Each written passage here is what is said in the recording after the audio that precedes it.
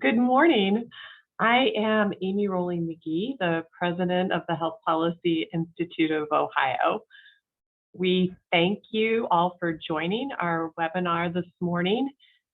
It's our webinar today, or our forum, is titled Charting a Path Forward, Addressing Ohio's Health Workforce Challenges. HPIO is an independent and nonpartisan organization. Our mission is to advance evidence-informed policies that improve health, achieve equity, and lead to sustainable healthcare spending. We want to thank our core funders who advance our mission with their steadfast investments in our work. And we'd also like to thank our 2022 Forum Series sponsors for their generous support of our online forum series. This is the first forum of the 2022 Forum Series, and we look forward to producing a number of educational programs throughout the year using the generosity or through the generosity of these forum sponsors. We encourage you all to tweet during today's webinar using the hashtag HPIO forum. And I'll also note too that the presentations from today are posted on our website under the forum page. So you can reference those during the session today or afterwards. If you have questions for the presenters, please type them into the question box and we'll read them as time permits.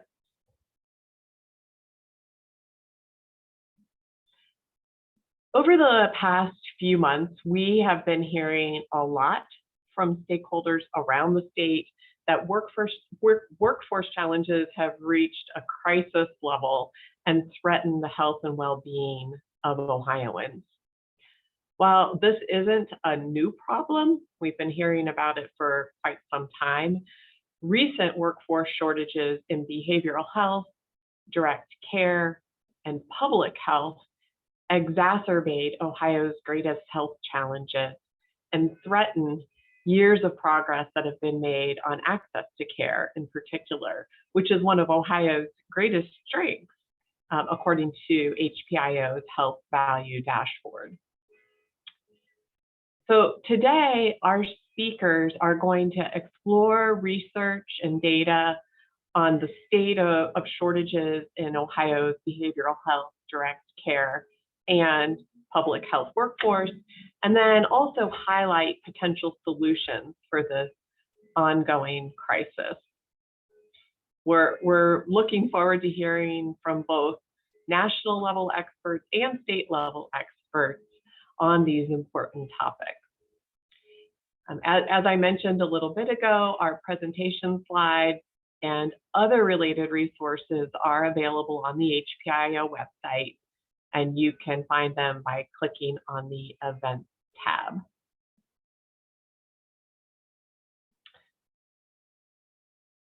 We're going to start with a focus on Ohio's behavioral health workforce. We're very pleased to have Teresa Lampel with us this morning. She is the Chief Executive Officer for the Ohio Council of Behavioral Health and Family Services Providers. This is a statewide trade and advocacy association that represents more than 160 private and nonprofit providers of addiction, prevention and treatment, mental health care, and family services. So thank you so much, Teresa, for joining us. And once again, please make sure to add your questions to the question boxes, or to the question box that we'll pause toward the end of Teresa's presentation to respond to those. Go ahead, Teresa. Good morning. Thanks everybody for the opportunity to be here. Having a little delay in getting the slides to move this morning. So if you want to advance to the next slide, and you can forward again. And one more time. So thanks for the opportunity to be here this morning and to talk about Ohio's behavioral health workforce. Like many other areas in healthcare, and frankly, we know in the labor market in general, there's a shortage of workers. But what we've seen in behavioral health, as with physical health, is that we had a crisis that predates the pandemic, but it's gotten worse. And we know that now we're seeing those issues continue to create more challenges with both retention and hiring due to the COVID pandemic. Next slide, please. What we have found is that in hiring, that its staff have become harder to find, they're easier to lose, and it's more costly to replace them. And that mismatch between the increased need and demand for services has begun to delay access to care. It's really beginning to threaten continuity of care for patients, as well as the long-term sustainability of services within the community behavioral health system. What we've seen is that we know that demand for mental health and substance use disorder services has increased. According to a recent study done by the Ohio Department of Mental Health from 2013 to 2019, we saw a 353% increase in demand for services among Ohioans. And what I think is really important to note with this particular statistic is this predates the pandemic. So next slide, please. And if you look at what the needs are, the ratio for every one clinician offering behavioral health services, it means that there is a need for 380 people. So if you think about that in terms of what a worker or a clinician could do in a day-to-day event, if they worked 5 days a week and actually saw a patient every hour for 8 hours, that would mean they could serve about 180 people in 1 month. So you can see the limited workforce and what it means in terms of comparing that to the demand. Next slide, please. So in thinking about that, we did a survey of our members to try to get a sense of what's really happening in communities. And so we did this survey in November of 2021. So not that long ago, kind of in the middle of the pandemic. And we had 68 member organizations respond, which is not quite 50%. And nearly all of them reported higher demand and challenges with recruiting and retaining those key service delivery staff positions. Next slide, please. So in thinking about that, what we discovered is that about 70% of our member agencies reported that in November, they were seeing an increased demand for mental health services for both adults and children. Next slide. And we saw a 60% increase for demand for substance use disorders with adults. Next slide, please. So to really kind of take a look at this, you can see the differences that in terms of whether providers were reporting a lot of increase or some increase, but overall you see that increased demands were up across the board for many services that are provided in community behavioral health settings. Next slide, please. So why is demand so high? Well, first of all, one of the benefits that we see, or the silver linings, if there is one from the pandemic, is it really brought to the forefront that behavioral health is essential to health, that you need to have good mental health in order to have good overall health. We know that there was a huge drive in stress related to pandemic, whether it was from people being sick or family members dying from COVID or other related illnesses. Also the isolation, the stress of remote work or school closures or school being remote and having to juggle family and work responsibilities all in the same location. We know that also may have exacerbated some, family stresses in not just in terms of financial security, job loss, but also relationship issues and just everyone being in close proximity. And then, of course, the resurgence in the opiate overdose epidemic, where we've seen Ohio's overdose deaths increase 26% last year. Some of that driven again by the isolation and people using without their usual, without people being around. Next slide, please. So what were some of the workforce challenges that we found? Next slide. We found that 98% of our members reported that they have experienced increased difficulty in recruiting new staff, and 88% of our providers are reporting difficulty in keeping their existing staff. Next slide. What we found is that turnover has worsened by 77%, partially driven by the challenges with compensation and work hours, but also driven by new competition, particularly for staff who provide more of the community-based care, case management services, residential treatment, because the competition and rising wages in the service industry, in retail, and in distribution.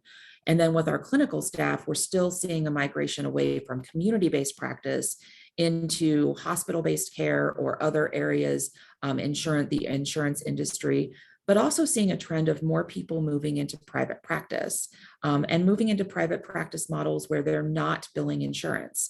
So that kind of cash-only model, because there is such demand for services across the entire population, where community behavioral health has tended to historically serve largely a Medicaid or Medicare population.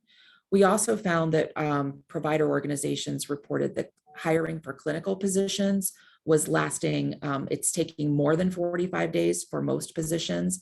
But what's really concerning is that 25% of our medical and clinical positions are remaining vacant for more than 6 months at a time. Next slide, please. So why is recruitment and retention so difficult? Well, when we did a survey, we asked this question. Next slide, please. And what we found is a lot of times it's salary and pay expectations. Some of it is related to wanting to work remote or have hybrid work options. But frankly, the biggest challenge goes right back to the shortage of available workers, that we're getting applicants that either lack the needed qualifications or simply a lack of applicants at all. As an anecdotal story, I was talking to a provider earlier this week who shared with me that they've had a crisis clinician position open for 14 months. They've tried everything they know, including offering a $10,000 recruitment bonus, and continue to get no applicants to apply for that type of position. So that's just an anecdote, but I think that's really one of the challenges that we're experiencing in the lack of qualified applicants and just the overall lack of applicants in general. So what's really driving some of this? What we found in our survey was looking at some of the key shortages. Next slide, please. The first is really kind of an overall lack of professional value.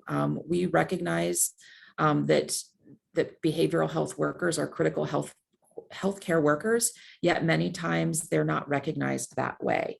We really want to take a moment to applaud Governor DeWine for his call out yesterday in the State of the State address. And one of the things he specifically mentioned is the vision to recognize the behavioral health work as both heroic and valued. And I think that is one of the challenges we have with recruiting and retaining people, is simply in the healthcare space. It's not clear that behavioral health providers are recognized as healthcare. Many times we get labeled into a social service category, which may not have the same level of value or compensation as those offering critical healthcare services. Next slide, please. Certainly the next finding was pandemic stress. People were working longer hours, they have higher caseloads, they're also managing the own tough questions with their own home life. Sometimes it's important to remember that the healthcare workforce and the behavioral health providers were also experiencing all of the same challenges of the pandemic that the people that they were trying to help were experiencing. So living through the middle of a natural disaster that is the pandemic, while also continuing to be mindful and to be helping, and knowing that there's so much demand and need. This is a workforce that's very mission driven. They're natural helpers. And so having the ability to set those limits to implement self-care at a time when there's such demand that we've never seen before. Next slide, please. One of the other major findings is the insufficient insurance coverage and reimbursements. While many private insurance companies cover behavioral health services, they may not cover the full range of services for acute and chronic care, and many of them do not recognize the same range of professionals. So then what happens is you see a structural imbalance in the service delivery mechanisms for behavioral health, in that Medicaid is the preferred payer for services, which is upside down from most other sectors of healthcare. So this is an area where we really need to see the ability of the commercial insurers to reimburse at the same level and with the same and recognize the same range of staff in order to be able to expand capacity. Because with the way behavioral health providers are paid, like in healthcare, you have a set fee. It's not like other industries and service industries or fast food or retail, where you can raise the price by 5 or 10 cents on every item. We don't have that ability. So it really creates a challenge with the shortages that we're experiencing today. Next slide. And another key finding really drives towards professional licensing requirements. For many of the positions that we're talking about, it requires a master's degree in order to provide services.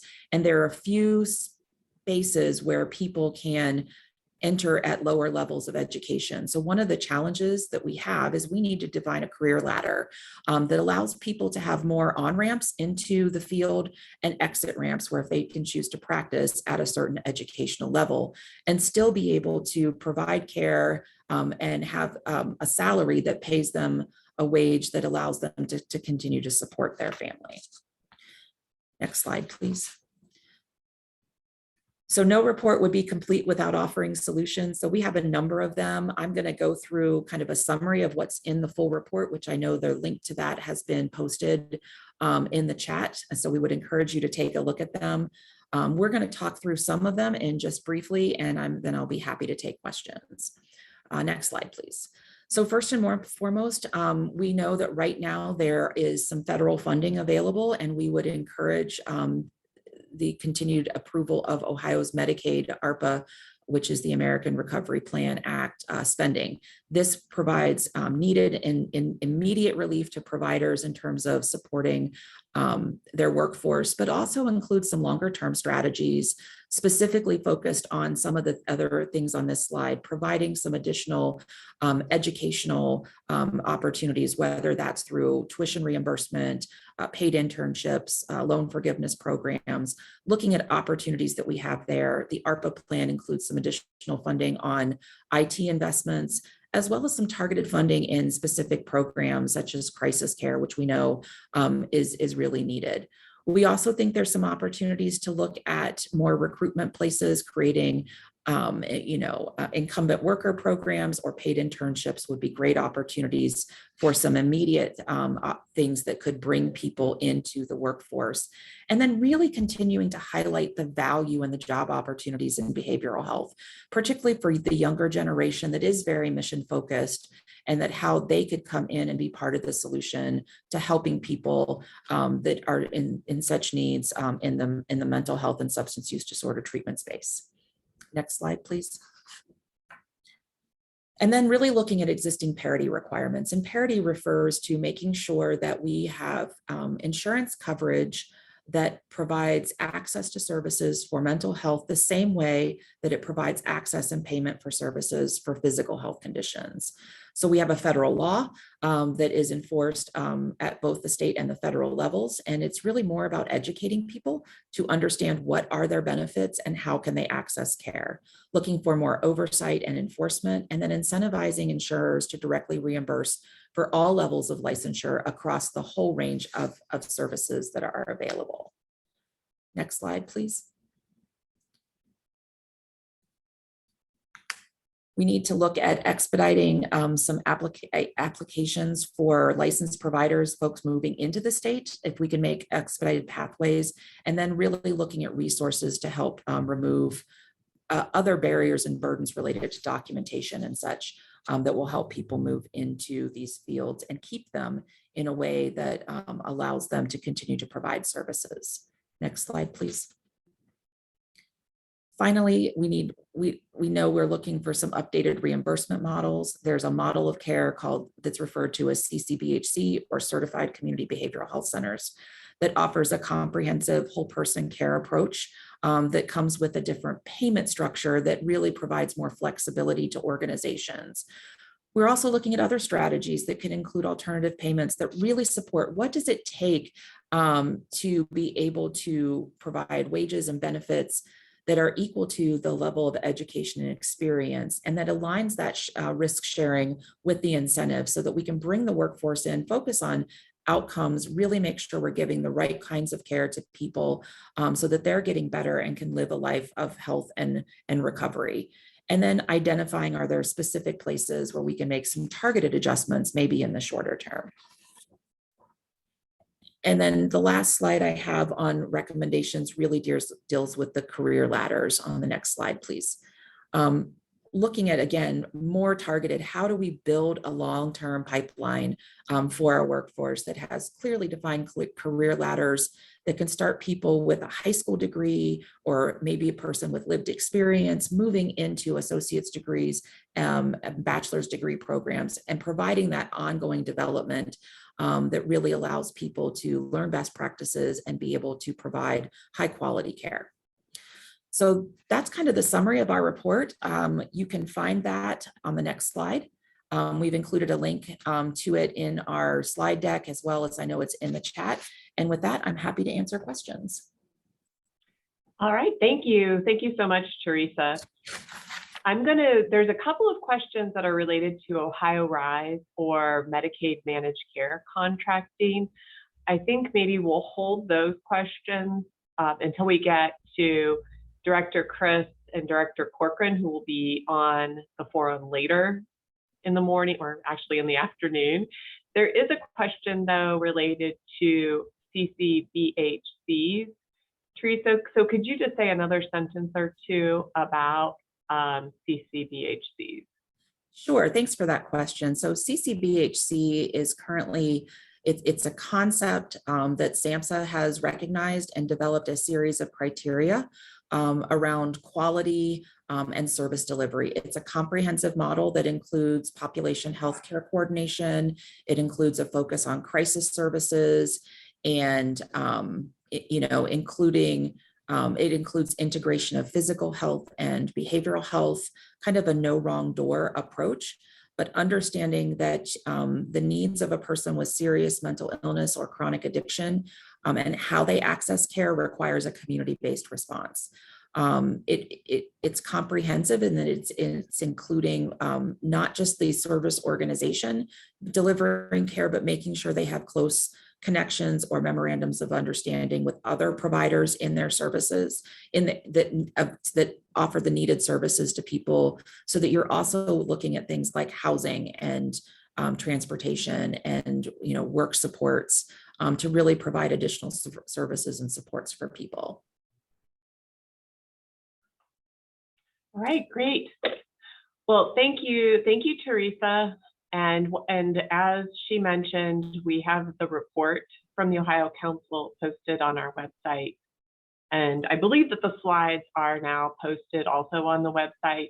I misspoke earlier when I said that they were already there, but I think they are now. Right, so we'll move on to our next speaker, who's going to give us more of a national level perspective on the topic of behavioral health workforce.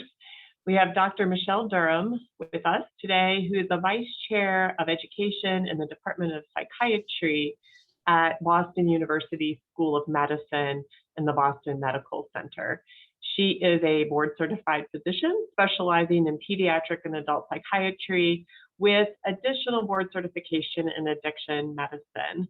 And her public health and clinical roles have always been focused on serving marginalized communities. She's dedicated to health equity and advocacy for equitable mental health treatment, both globally and locally. Welcome, Dr. Durham. We're very pleased to have you with us this morning. Thank you so much, Amy, for the warm introduction. Thanks to Elena and Stephen and everyone at the Health Policy Institute of Ohio for inviting me today for this really important discussion. I am going to advance my slide. So I'm going to really start with, Teresa set it up quite well, of thinking about some of the challenges we have in the behavioral health workforce, but I'm also going to talk a little bit more and taking a little bit of a deeper dive in how do we think about also building a diverse behavioral health workforce. I start with really thinking about the browning of America. Why is this important? Whether any of us like it or not, the US population that identifies as white has declined for several decades.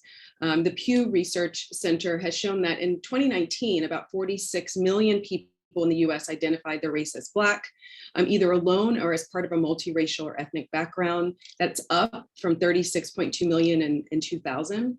The 2020 census showed that the US had a shrinking non-Hispanic white population that identifies with a single race, down 3% or about 5.1 million people from 2010 to 2020. I think this is very important as we start thinking about not only recruitment, but also retention efforts and how we build an inclusive work environment for people to want to join our organizations, but then also want to stay within our organizations. It's also really important because we want people to access mental health treatment, but yet we want them to come into treatment and not feel stigmatized, not feel discriminated against, and feel like they can build and engage in a relationship with their provider. Currently, the diversity of the behavioral health workforce nationally, diversity of all sorts, it's only 6% of psychologists, 6% of advanced practice psychiatric nurses, only 13% of social workers, and about 21% of psychiatrists come from a different cultural, ethnic, racial background in the US. This is important as we start thinking about how are we going to do this work all together?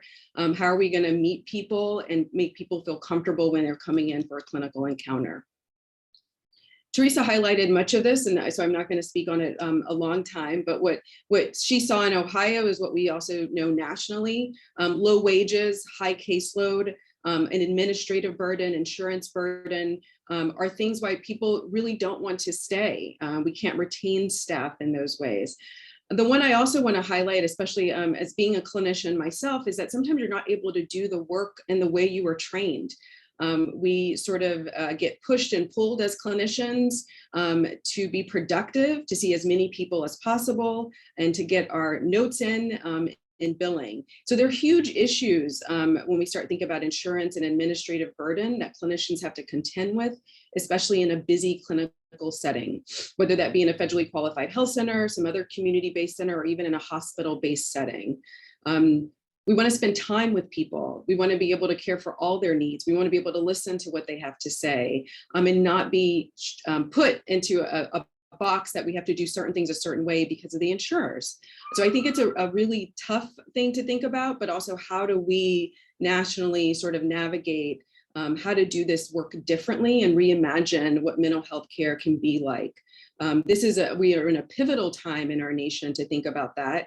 What worked, what we see now is that there's a bright light shining on mental health care in the workforce, but all of us that have been in the field have known that this system has not worked for decades. And likely patients that have entered the system also know very well that the system has not been working. So it's really a pivotal time to think about how do we do things different, not only for staff, but for people that are seeking care. I wanted to just highlight that, decades of research, this is nothing new about thinking about ethnic, racial concordance with the provider. And beyond that, we're not saying that every Black patient wants a Black provider, or that every Latinx patient wants a Latinx provider.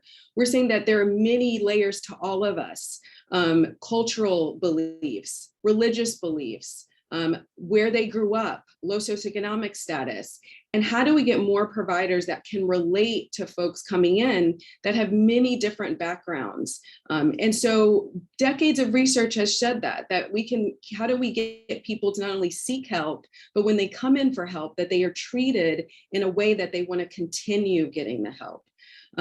Research has suggested that patient and clinician consultations that are discordant in terms of race, ethnicity, language, are really characterized by less participatory decision-making by the person coming in for treatment. They have low levels of patient satisfaction.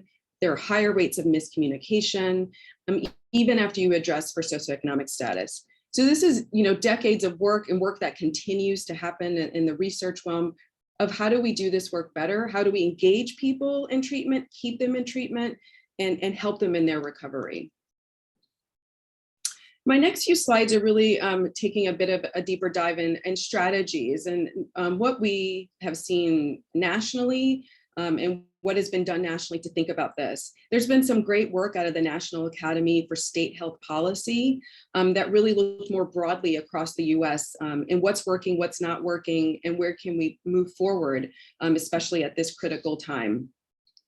One is that they saw that we should be involving stakeholders and staff who identify as people of color in the building of diversity and equity initiatives. I think this is really critical. And all the work we're doing, we all need to think about who is not at the table when decisions are being made about a community or group of people. If no one else identifies with that community or group of people at the table, then we need to think about bringing in those folks. If we're in an FQHC in our community, do we have people of and by the community that sit in some of the committee meetings? They can help in thinking about how do we build diversity and equity initiatives, what's working and what's not working. I don't want us to think about a one-size-fits-all approach to any of this work. What happens in Ohio, what happens in Boston, what happens in Texas, or what happens in New Mexico is all going to look very different.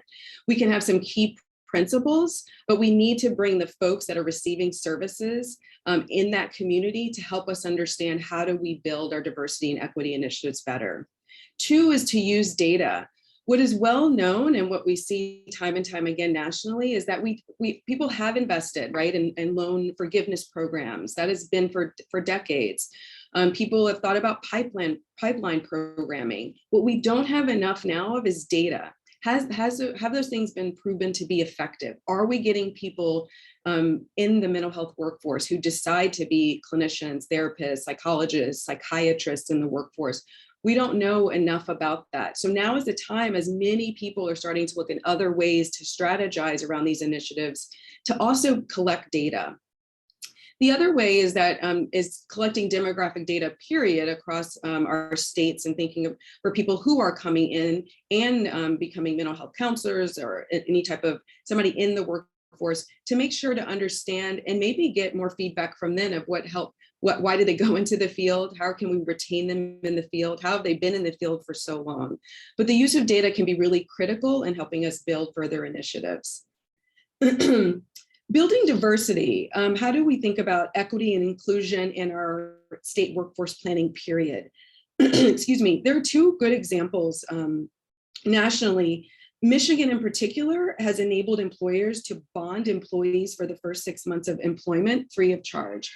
So these are thinking about people that maybe have, the company may feel at risk to hiring them in some capacity. Maybe they've been incarcerated, maybe other things have happened in their life that usually you don't want to take a chance. So the state of Michigan, if something happens in those first 6 months of the employee, they will pay that employer for whatever damages, if you will. Another one is thinking about how do we incorporate funding into the hiring process. In healthcare, we have a saying that the zip code that you were born and raised in can really determine your trajectory in life. I'm not going to go into a deep discussion today about systemic racism that has impacted every institution that we work in nationally, every policy that has been made nationally. But if we know that is all true, we also know that resources in low-income communities are not the same that they are in higher income communities, which we see in everything: sidewalks, food, stores that are there, schooling. And so if we want to give the same opportunities to a really diverse workforce, people that come from all walks of life, then how do we invest in them in the hiring process? And so California is really thinking about this from a social determinants of health perspective, investing in housing for people as they get hired, giving stipends, thinking about how can they subsidize the childcare for the person that is just getting on their feet and wanting to take the position, but yet they have all these other competing demands. So really thinking about how companies can take on some of the social determinants and help people in order to develop professionally. Prioritize behavioral health recruitment and retention. If organizations aren't prioritizing, you're not going to get folks from many different backgrounds that apply for positions. It can be very notable and noticeable. People talk, people understand what's going on in particular organizations. And so really thinking about how do you invest. Some of that is in thinking about funding, and now more than ever, we know that there's a lot of funding that's being pushed into mental health at a national level and then at state levels as well. But these are thinking about the loan forgiveness programming, housing assistance, childcare assistance. All of those things will help prioritize recruitment and help people retain and stay in the job once you've hired them. And then thinking about how do we have a more inclusive workplace environment.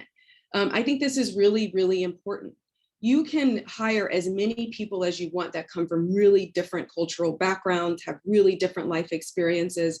But if they cannot, you also often hear this term, if they cannot bring their full selves to work, if they have to leave parts of who they are outside of work, that's stressful. It's not helpful for anybody. They're probably going to be a bit of a disgruntled employee at the end of the day. So how do you make the workforce more inclusive? Some of this is that others on the team need to understand more about how to think about where other people are coming from and empathize with folks. That is their colleagues at work. So some states are looking at how do we develop our current workforce in order to bring in more people to be more culturally sensitive. So not only for the people that are coming in for services, but also for their colleagues and coworkers. We want it to be an environment they want to come to work every day. So states such as Arizona, Alaska, Illinois have really think about how do you incorporate cultural competency into continuing education credits.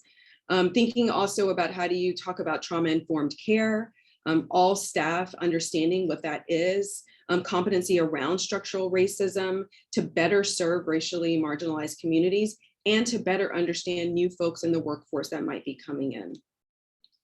Last but not least is thinking about how do we align? So many people, right, and from a state perspective, so many organizations, whether it be in the education space, the healthcare space, labor departments are all thinking about doing some of this work, right? And really when you're thinking too about it from a policy standpoint at a state, but how do you align across all of those different agencies to really better do this work? If we're all doing it siloed, even within states, it's not going to be as effective. This is a good time to start joining forces in order to make this better for everybody. So recruitment and retention. The Michigan Behavioral Health Workforce Research Center in 2020 did a report. They interviewed 75 people nationally. Many people, about 40 or so, came from rural communities that were in the behavioral health workforce. And the other folks were sitting in the behavioral health offices from an administrative standpoint. And what they saw, which was interesting when thinking about what is keeping some of those factors that we've kind of discussed already that pose barriers to retention. 55% reported that they felt their opportunities for advancement were limited. This is nationally. 35% expressed interest in leadership roles, but were never really heard or sought after. 78% reported feeling qualified for leadership, but never got the opportunity. Discrimination in the workplace, especially in terms of advancement and promotion, was experienced or witnessed by 30% of these respondents. And among those, 66% attributed that to race or to sexual orientation. This is critical. If we don't respond to why this is happening in organizations, we're never going to be able to retain people. We may not even be able to recruit them because people will then say, we know what happens in that particular organization. So thinking about how we can partner not just with sort of state and federal dollars, but also thinking about public-private partnerships was something that came out of this report to fund additional loan repayment programs. Sometimes the state and federal loan repayment programs can be very burdensome, but when we have private funding, we can think about how can we not only help pay loans, but also think how do we develop them? We've heard this a lot. I think we heard that from the Ohio Workforce survey as well, that people want to not only be stagnant in their role, they want to be able to develop and in other ways within the organization, and we have to support them in that. But private funding can also co-sponsor conferences, can fund other pipeline programs for the organization. Pipeline programs and how do we innovate those? So some of this was thinking about ways to be innovative that includes specialty training for mental health first aid or other peer support programs that we can reach people in middle school through college. We talked about that workforce continuum. So how do we have people in middle school and high school understand some basic concepts of mental health? Start thinking about social emotional work. How can they be peers on the ground for other students? I'm a child psychiatrist, so I think a lot about, even if we just provided education to people early in age, we wouldn't have a 10-year gap that we do, that a 12-year-old, we already know from data, knows they're feeling depressed, anxious, something is not right. And it takes 10 years on average for them to get any mental health treatment. So thinking about pipeline programming from just being able to understand early on what's happening. Funding for additional loan repayments beyond the National Health Service Corps programming, which usually is state-only funding, or partnering between states and foundations, or states and other health systems and facilities. And last but not least, time and time again, we have to improve work-life balance, the administrative burden that clinicians, especially in FQHCs and hospital settings where it's a lot of Medicaid and Medicare dollars for insurance, it's really tough work. It's really hard, and you're not always fulfilled in those environments. You don't have the space and time to actually think through your cases. Now more than ever, we're seeing a little bit about the flexible work schedules with COVID and thinking about hybrid models, but organizations should think more critically about that. Will that help them retain staff? My last final slides are talking about education and training programs and just some brief examples here in Massachusetts. The Massachusetts League of Community Health Centers, Mass League, is administering an equitable care collaborative behavioral health partnership. So the community health centers, federally qualified health centers here in the state of Massachusetts, and the goal of the program, this is an initiative now in current initiative, so we'll see from data and other things later what happens, but they're really trying to expand the provider pipeline to attract diverse, qualified, and culturally competent social workers, mental health counselors, marriage and family therapists into their graduate programs, and they provide field placements. Sometimes field placements are unfunded, but since they want them in FQHCs, they want people to stay within the FQHCs, and they want a diverse pool of people, they're also providing a $15,000 stipend for this one-year internship. The Behavioral Health Education Center of Nebraska has an ambassador program, and they found it was more effective to target college undergraduates than middle or high school students, and when they think about pipeline programming. Last but not least, we haven't talked a lot about the medical specialty, so psychiatry and for mental health care, but how do we start thinking about funding more slots? I can take a brief example right now. In our particular psychiatry residency program, there are 1,400 applications this cycle for only 8 spots in our program. Many of those students, 1,400 just here that applied, don't end up in a psychiatry residency program. And why? That is truly for lack of funding. So nationally, how do we think about not only the federal dollars that go to funding residency, but how can states, private public collaborations fund more residency spots? As a child psychiatrist, there are only 8,500 child psychiatrists nationally. We will never meet the demand in the next 20 years for child and adolescent mental health from a psychiatry perspective. Nationally, it's been reported that we need about 35 to 40,000 child psychiatrists to meet the demand. So this means we do need to think about other parts of the workforce, think about integrated care more and other ways to meet the demand for child. But this, Michigan, is really thinking about how do we fund more residency spots within our state and not just think about Medicare funding for residency. I leave with this because I think it's important, no matter what I say or probably any of us say today, is that if we don't fund it, if we don't fund mental health care across the system, things are not going to improve, whether that's workforce, whether that's care in general. Governor Charlie Baker we are reinventing the way we're doing mental health care here in Massachusetts. It's called the Behavioral Health Workforce Plan.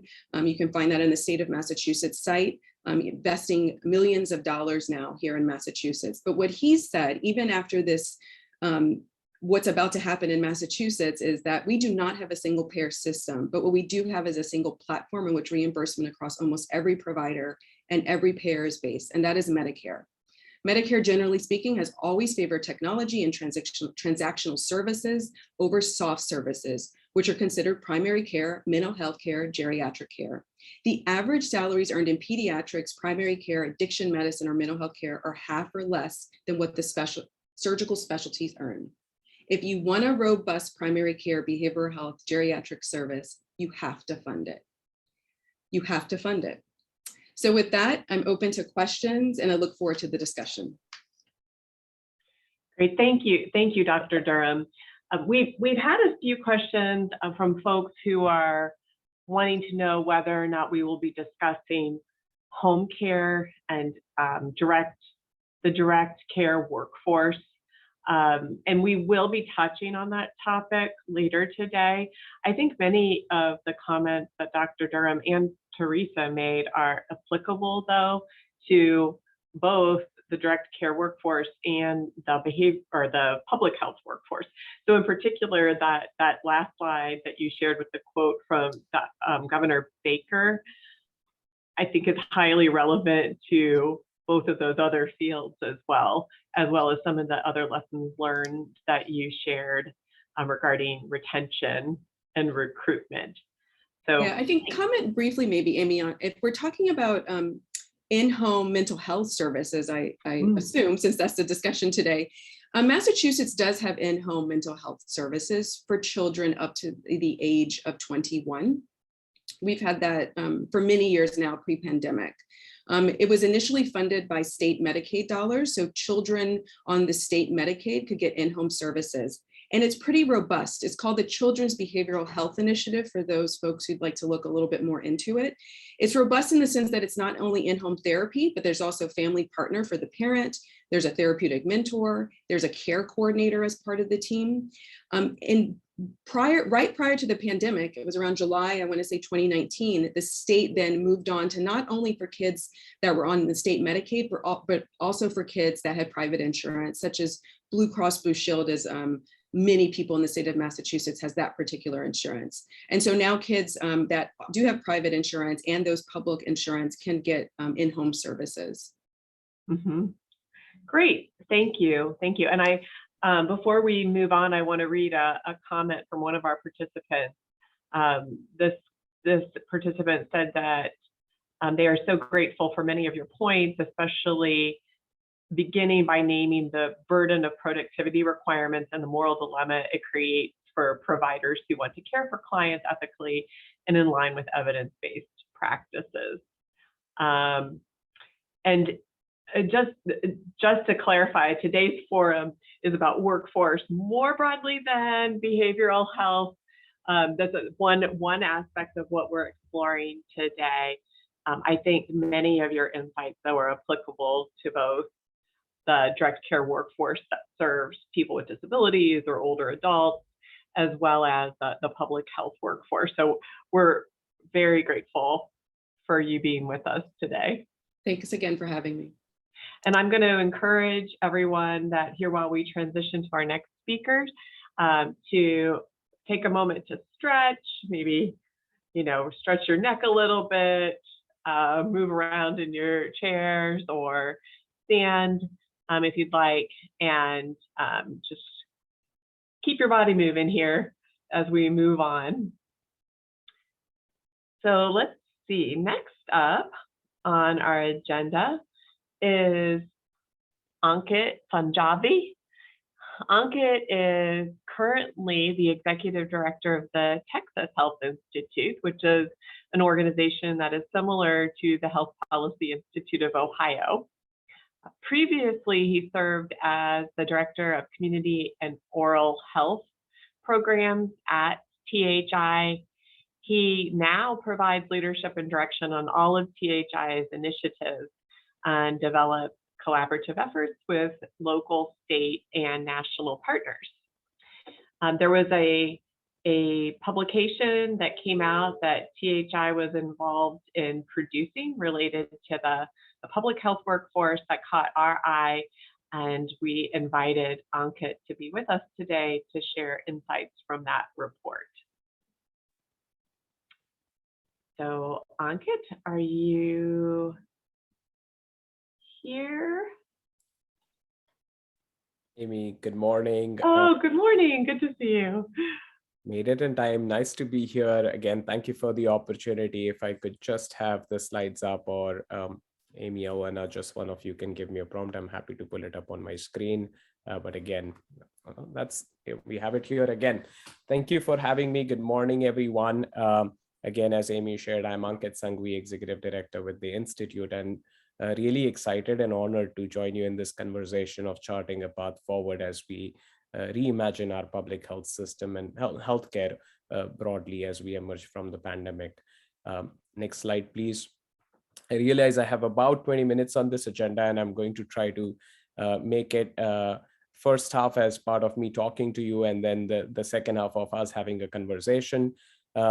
As I share about our work and really reflections from the report that Amy talked about, I want to take a couple minutes just to set into context about who we are as an organization and the perspective that we look at as we pursue all of our work.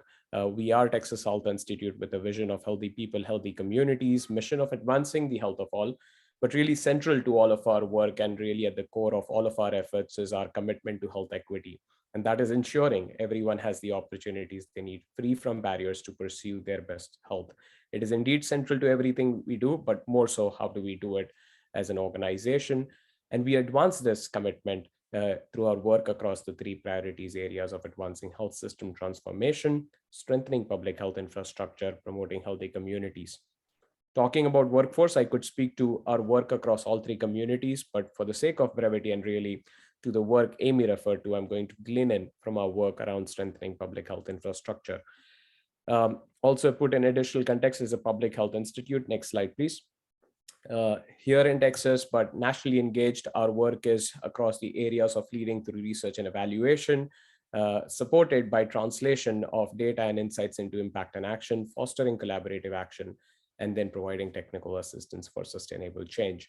That's just again setting the context of what I'm going to be talking about it and the way we approach, which will lead me right into the reason I'm here today to talk to my colleagues here in Ohio and in your shared pursuit, or in our shared pursuit of advancing health and opportunity for all. Next slide, please. As Amy referred, that the part of the reason I was invited today is to really share some of our findings and takeaways from our work in this recent report that we both had an honor and pleasure to be a part of and contribute with support from the Kesgi Foundation and in conjunction with our partners at the National Network of Public Health Institute, which I'm an honor to be a part of. I'm going to share our findings and really what are our takeaways as we think about reimagining our public health system, but more so focus on our workforce. Really to put into the context that what this report is, I was in a forum about a few weeks ago, and as I shared, like last couple of years, we have indeed lived through a pandemic, but in parallel, what we have also been living through is an infodemic. And while there has been focus on public health from all different perspectives and the spectrum, I think in the last year and a half, we have also seen numerous publications, literature, reports, statements that have been released on the attention on public health or the focus on the future of reimagining our public health system. And this report was in part in response to those efforts, but also with the intention to facilitate or galvanize action. Again, the report was not designed to provide a new set of information, but really set into context and synthesize existing information or the information overload that's out there to try to make sense of it, put it into context, but really ensure that we emerge from this with a set of action or actionable tools and recommendations. And while looking at the puzzle and not looking at it at one piece at a time, but really looking at it from a systems perspective. Speaking of systems perspective, next slide, please. The report has synthesis of the literature and actionable recommendation across the 7 tenets, if I may say, for public health, everything from data, financing, community engagement and trust, but really fundamental to all of this is our public health workforce. And my talk today or presentation today, I'm truly going to focus and emphasize our work or our takeaways from the workforce. Next slide. Thank you. So before I kind of glean in, where do we go from here? I want to take a few minutes to really set the context. When we talk about the attention on workforce, and I had the opportunity to share or to be present in the last few minutes of the previous presentation, really setting the context that what we are talking about, both from a needs or an opportunity standpoint, it's not really an outcome of the pandemic. Really, as we look at what are the challenges, and I'll be talking about that in terms of what do we need to be paying attention to address. It's not that the pandemic has resulted into those as outcomes or challenges. Pandemic has actually indeed brought them to surface, where there is a growing shared understanding of the attention that our public health infrastructure needs and deserves, particularly around workforce shortages and outdated and inefficient data infrastructure to really help us proactively support or respond to the pandemic.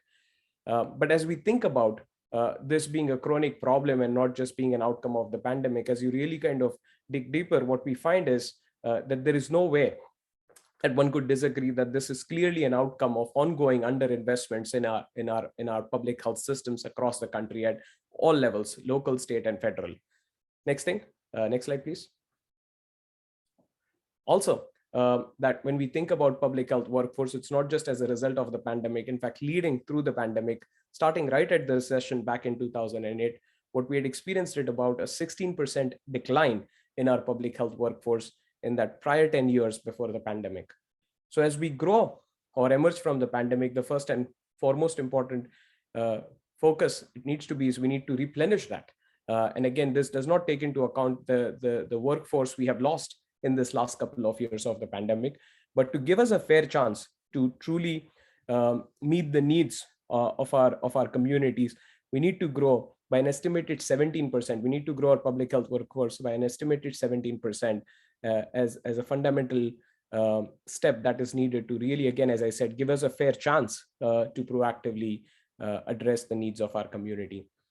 Moreover, it's not just a demand and supply problem when we think about public health workforce and what solutions or investments we could be making. What we also have to pay attention to that with healthcare in general, and as we have or we continue to evolve in our understanding of what really generates health, our public health system, its response, its action policies have really come a long way in terms of its evolution, where there is this growing recognition of identifying and advancing the upstream factors. And as we seek to expect that as an outcome from our public health workforce, we have ways to go for trainings, resources, investments, and infrastructure we need to create to truly enable and empower our public health workforce to not just identify, but truly advance solutions that improve equity by addressing the upstream factors, whether social, structural, or environmental determinants of health. But you can see a lot of this in published literature. Again, this work was a synthesis of evidence that's already available and not new evidence. And each one of this data point can be verified with multiple data units or literature that has been published over the decades. But I think what we have, for those of us in public health, there have been discussions around it time and again, but truly where I thank the pandemic, where it has really brought this to surface again, where it is difficult for any one entity to deny that in this last couple of years, what we have truly experienced, and again, this is more ongoing, but thanks to the pandemic, that we actually have gotten to a point where we can truly talk about it, lift it up, and talk about potential solutions or really the attention that is needed. That in this last couple of years, for those of us in the front lines, have gone through high levels of mental stress as we have responded and we continue to emerge from the pandemic. And an immediate outcome of that, which is again just one indicator, is that what we have seen is a large exodus of public health leaders from their positions due to direct harassments and threats. And I think as we think about reimagining our public health workforce, we cannot ignore this very important construct. Maintaining the objectivity, independence, and integrity of our public health workforce and its leadership is truly important if we truly imagine a system that is responsive to the needs in the current environment, but as we grow as a society. So with that, and given that our focus is on charting the path forward, really looking at it, and I often think about myself as an optimist, so always lead with the questions, what can be done? What is an opportunity that we have? And what are the solutions? Next slide, please. I want to take the last few minutes of my presentation to really, in part, set into context a framework that we could possibly use as we reimagine our public health system. Again, something that we have alluded to in this synthesis report, but in many which ways, it's my call to action to all of you joining us today. Next slide. when we think about and put really into context the points or the issues that we talk about, what our public health workforce needs, pays attention to, we truly can agree that it's a systemic problem, and it's also a chronic problem. And when we talk about systemic issues that require that solution, we have to recognize that it's a journey. It's not a point in time effort. And it is an effort that requires action at multiple levels, us as individuals, for the agencies and organizations that we are a part of, but also our local, state, and federal government and leadership truly acting and ensuring that support in an ongoing manner, again, not as a point in time effort. And with that, as you reimagine, and what do we need to truly have a stronger public health workforce as part of our future public health system, I'll focus on 4 points. One is that we indeed need to pay more attention and have more investments and systems in place that grow our public health workforce in a way that it is at capacity to meet the needs of our communities. But I think, again, as we have reflected and as we reviewed the literature, we reviewed the trends, we have ways to go in truly making our public health workforce inclusive. It needs to be reflective of the communities we serve. Otherwise, we are constantly going to be in this problem of the disconnect eventually leading to mistrust, and that difference that we have, or challenges that we face as we emerge or respond to public health crises such as this pandemic. Second, I think, again, I would truly emphasize that public health 10 years ago was different. Public health today is different than what it was, but 10 years from now, it's going to be very different. Again, as we grow in our recognition of truly addressing barriers or systemic issues that create or impede health as an outcome. And for that, we have ways to go, not just in training our new and emerging workforce, but focusing on our existing workforce as it relates to trainings, capacity, infrastructure or resources, and opportunities that are available to improve their competencies and capabilities for allowing to them a fair chance to address, as I say, upstream factors, social, environmental determinants of health. As we think about what can we do to increase or really strengthen the pipeline of a growing public health, to ensure a growing public health workforce, we ought to also pay attention to our existing workforce and find ways to really improve talent retention. Because adding 17% but losing 17% is not really going to get us out of this chronic issue. We have to pay equal attention to both the sides, or both the aspects of the demand supply equation when we think about our public health workforce. And I believe many of you in the audience today are also joining us not just from public health or healthcare, but more so from leadership at the state level in Ohio and across the country. And I want to emphasize this last point on the slide is that, again, as I shared earlier, what we are talking about is a chronic problem as a result of chronic underinvestments. And in this last year, especially with the announcement of the American Rescue Plan Act, CARES Act, different state action, there has been a lot of attention, positive change, and investments in public health. But we ought not to be in this misconception that this one point in time effort is really going to be the solution to the challenges that public health at large faces, more so our public health workforce.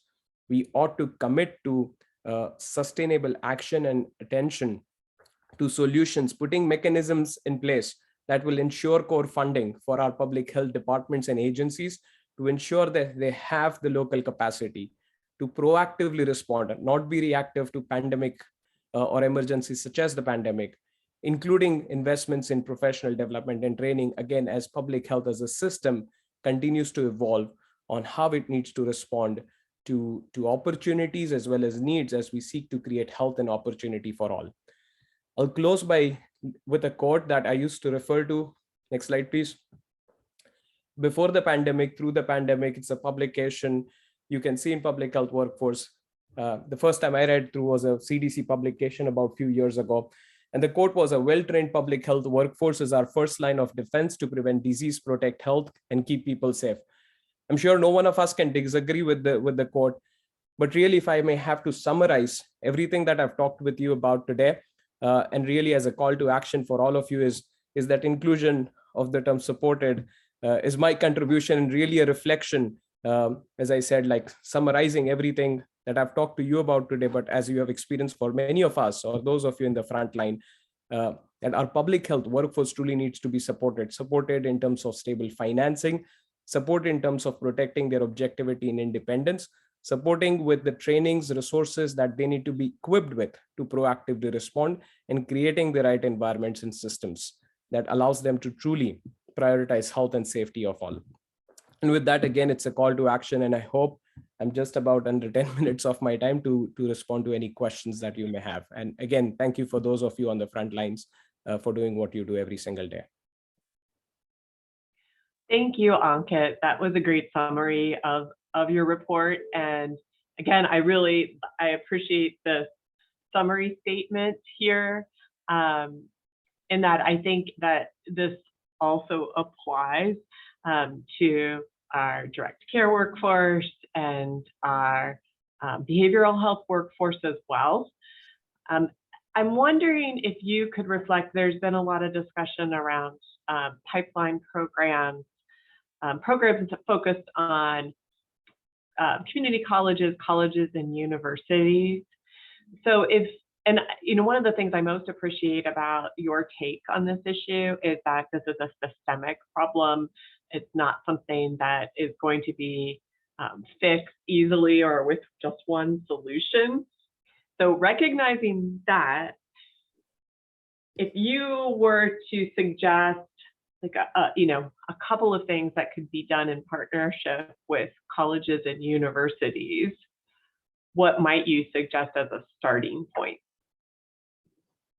Sure. So first of all, if I may break my response into two parts. When we think about a chronic or systemic problem, Amy, by background, I'm a trained dentist, right? And when I think about a chronic issue, like think about hypertension, diabetes, we think about treatment if it's too late. And this issue is where we are too late in the conversation to talk anything else but treatment in an acute form. But eventually we'll move into management, which is where that sustained change and commitment is required. But truly, if I may think about this as an ideal world and what an ideal system should look like, we are talking about prevention. So I really frame my response with that construct that, just treatment of this issue is not going to solve with a point in time investment, whether it's funding or training. If we have to think about it in the more long-term horizon of things, but ideally speaking and looking into the future, we are talking about prevention and not just fixing a problem after it's too late in the story.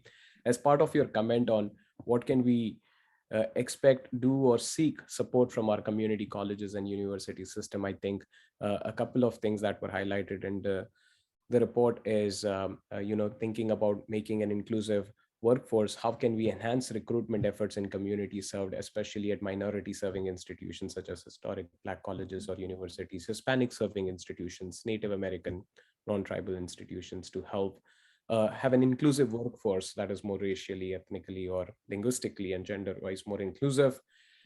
We have to think about high schools, that how can we think about engaging our school systems to have introductory public health education in our middle and high school to build awareness around the field. And there have also been some publications that have really talked about or worthiness of considering to include public health topics such as those around epidemiology in the STEM curriculum, if I may say. Also, I think part of this is an onus on public health, that as our institutions or universities will respond, that how is public health as a system, and not just in governmental public health, but outside of governmental public health, such as public health institutes, that's your organization. And what we have here in Texas is how can we continue to provide opportunities for students to really gain that work experience, such as, and I'll quote one of the publications we did refer in the synthesis report. I'll quote a statement from one of them, is that what we ought to do by doing this is that we are not perpetuating a homogeneous form of public health only accessible to those with existing privileges and resources. So providing that practicum internship opportunities that are paid practicum and not just volunteer opportunities, which makes it incentivizes their participation and in many which ways encourages them to really think about formal careers in public health. So I hope I answered your question, but happy to speak more. That's terrific. Thank you so much, Ankit, for spending time with us. And again, the report that he referenced is posted on our website now, so you can consult that in more detail. And there's his contact information. Thank you, Amy. Again, it's both been an honor and pleasure joining you today, and really appreciate the opportunity to be here today.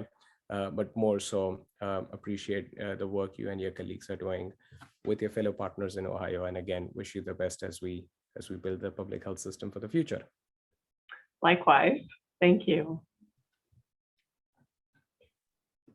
All right, now what several of you have been waiting for, we're going to talk about transforming the direct care workforce. So we've broken today's agenda into 3 overarching topics related to health workforce. So first we touched on the behavioral health workforce. Next, we touched on the public health workforce. And now we're going to talk about the direct care workforce. And then we're going to conclude today with a panel of state leaders, state policymakers from the Departments of Mental Health and Addiction Services, from Medicaid, and from Aging, who will kind of bring it all together, because I think you'll be encouraged by the extent to which those state agency directors collaborate and are focused on addressing all 3 of these areas of the healthcare workforce. So I will now turn to introducing our next speaker, who is Brian Posey. He is the Senior Legislative Representative for AARP's Government Affairs team. This is at a national level. He is the portfolio lead for state efforts related to home and community-based services, advanced practice registered nurses, managed care long-term services and supports, and other issues related to community-based care. So welcome, Brian. We're pleased to have you with us as well. Thanks so much. It's really great to join you today. And I believe that Alana is going to be bringing up there we go. So yeah, my role is to work with ARP Ohio and 52 other ARP state offices on state issues related to, in the case of today's discussion, HCBS and the direct care workforce. And much of what you hear today will track closely with what you've already heard. There are great comments by Teresa Onken and Dr. Durham. And to the direct care workforce question asked after Dr. Durham's presentation, I would agree with Amy's contention that there is a lot of crossover between the types of workers, the types of places where workers are providing care. And I'm looking forward to digging in a little bit. Over the next few minutes, I'd like to discuss the direct care workforce from a national perspective, and that is how it relates to workers employed in home and community-based settings. Many of you joining the call today have a direct connection to the direct care workforce issue, and maybe even a direct care worker yourself. But even if you're not directly connected as part of your job, I would say that and suggest to you that the topic's relevant to a very broad audience. And the reason why is the topic may be especially impactful to those individuals acting as unpaid family caregivers. For example, in Ohio alone, it's estimated that 1.5 million family caregivers are providing about 1.2 billion hours of care, and that's unpaid care to support their loved ones, and that's per year. Many older adults require a little bit of assistance. Some require a lot of assistance, but almost 2/3 of those individuals rely solely on family caregivers, and the care provided would be unsustainable if we were paying for it all. To that point, what happens when a family caregiver is unavailable to provide care, or needs a break, or is unable to meet the needs of their loved ones? That's where the direct care workforce comes in. Slide, please. For the purposes of today, a direct care worker is somebody who assists older individuals and individuals with disabilities with daily tasks in a variety of institutional and HCBS home and community-based settings. Direct care workers provide a bulk of paid long-term care. They're known by a variety of job titles: personal care assistants, home care aides, certified nursing assistants, particularly in facilities. They work in a lot of facilities, private homes, adult day centers, nursing homes, assisted living, and other residential care settings. And depending on the worker's role and training, they help older adults and people with disabilities with clinical tasks such as wound care and blood pressure readings. And they can help with personal care tasks such as eating, bathing, toileting, and dressing. The makeup of the direct care workforce is predominantly women, with most being women of color. And for example, while people of color make up 39% of the US workforce, they comprise 58% of nursing assistants working in nursing homes. And the staff of home care workers is similarly diverse, with people of color making up 63% of all home care workers. And finally, in terms of age, individuals age 55 or older make up about a quarter of the direct care workforce. As you've heard already, and I will emphasize again, the direct care workforce is huge, and it's growing.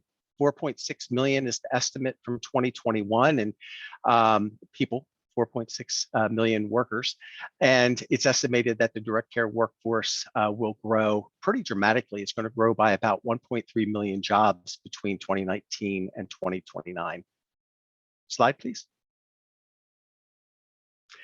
So the first two slides show the picture of the direct care workforce, but why else do we care? And I think it's important to note the preferences of individuals who may require assistance. For example, each year ARP Research conducts a survey of individuals 18 and over, and you'll see one of the slides from that survey. And this one demonstrates that what many people intuitively know, and that is that individuals like their independence and most want to keep it. This is one of the findings, and it shows that 67% of the individuals who responded want to remain in their home and community as long as possible. And this is really, really consistent with other surveys that are done both on a national basis as well as a statewide basis with ARP support. In fact, in an upcoming ARP Ohio survey done of folks in Ohio, it shows that 91% of individuals who were surveyed reported wanting to live at home with either caregiver assistance, such as paid caregivers, or in assisted living, or in a, the caregiver assistance would be unpaid caregiver, or an assisted living facility or group home. And only 4% voiced the desire to live in a nursing home if they're in need of long-term care. Slide, please. This slide shows that individuals understand that they may need help to accomplish what most people want to do, and that's to remain independent. Most folks report wanting to have a combination of paid help and unpaid family caregivers. As I mentioned in a couple slides previous, the unpaid family caregivers providing the bulk of the care already. So to summarize, as we dig in a little bit more, I wanted to share 4 things. Direct care workers play an important role in helping people to remain independent. Individuals report an overwhelming desire to remain independent and living in their home and communities. Family caregivers meet an immense need, and that is the providing the care that is unpaid for their loved ones. I would note that many of these caregivers are also employed full-time in their paid job, so they're really stretched from both ends. And then, as you've heard, there's a shortage of available paid workforce to provide care, and it's going to get worse over the next decade or so. Slide, please. So, not surprisingly, we're digging into the possible solutions or the possible things that folks can look at, and this was alluded to earlier in the other presentation. There's no single workforce initiative or solution to the problem. There are longstanding issues that happened before COVID, and certainly COVID made it worse in many regards. But there is seemingly a research-based consensus on 3 sort of interconnected issues to tackle the issue. And those elements are compensation, which includes both wages and benefits, worker training and credentialing, and then also job redesign. So let's start by taking a look at the first one. Slide, please. Not surprisingly, low wages are consistently found to inhibit direct care worker recruitment and retention. A particular challenge is the small difference in the median wage between physically and emotionally demanding direct care worker jobs and less demanding alternatives for employment. The median direct care worker wage of $28 $1.80 an hour in 2020 places more than 45% of the direct care workforce below 200% of the federal poverty level.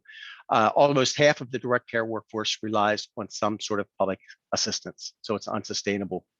Of course, compensation goes beyond simple pay and into employment benefits. Unfortunately, many direct care workers lack health insurance, including an estimated 17% of nursing home aides and 15% of home care workers. Direct care staff also lacks paid sick leave, despite being at risk of higher rates of work-related injuries due to the physical and emotional demands of providing the care that they do.